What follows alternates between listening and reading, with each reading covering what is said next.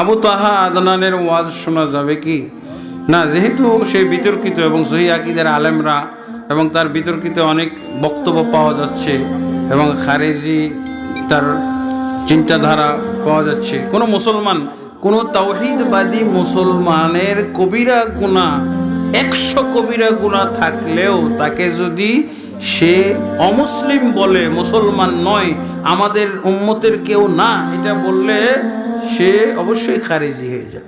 ঠিক আছে? তারপরও তো আর একটা কথা, একজনকে কাফের বললে সে যদি প্রকৃত অর্থে কাফের না হয় তো সে নিজেই কাফের হয়ে যাবে। ইমাম মালিক রহমতুল্লাহ আলাইহি বলছে, কোনো ব্যক্তি যদি 99 পয়েন্টে কাফের হয় আর একটা পয়েন্টে যদি সে মুসলিম থাকে, আমি ইমাম মালিক তাকে মুসলমান বলবো।